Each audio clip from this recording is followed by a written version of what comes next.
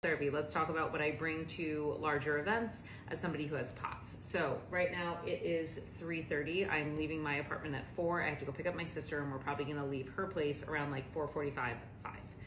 I have to eat at 3:45. So I'm going to eat, and then I have a 2-hour clock, which means at 5:45, I should probably eat something.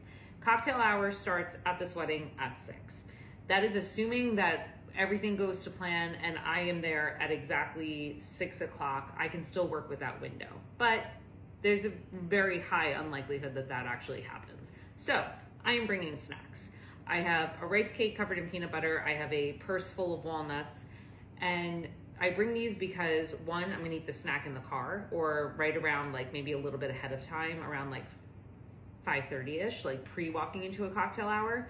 And I'm bringing the walnuts because if there is the chance that I go to this cocktail hour and I actually cannot eat everything there because I am gluten-free, and typically at larger events, there's A, the risk of cross-contamination, but B, most past hors d'oeuvres are not gluten-free.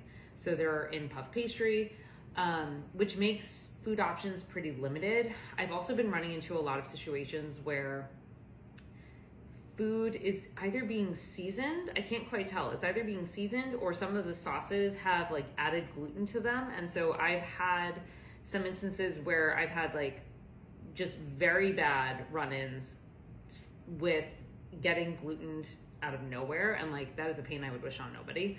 So I'm a little bit more hesitant to engage in eating stuff from unfamiliar places, especially food where there's like a question mark. So something as simple as like a meatball.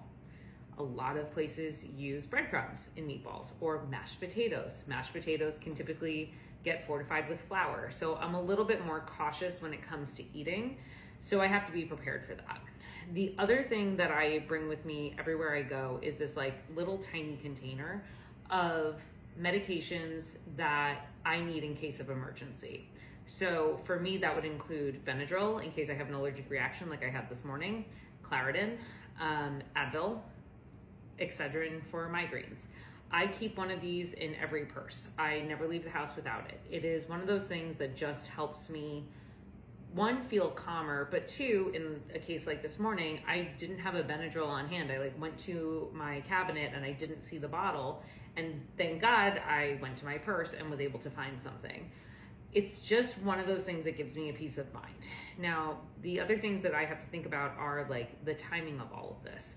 So because I need to eat at 3:45 and then again at 5:45 and then again at 7:45, that should work out in terms of like when dinner is being served.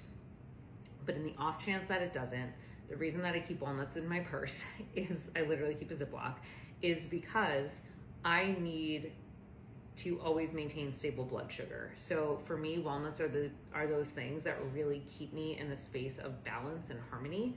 I'm not sure what it is about them. They just stabilize my blood sugar. They keep me feeling full. They just kind of like take the edge off, especially if I'm waiting to eat. Everybody has a different trick. Sometimes I'll put granola bars, but they don't always have the same effect.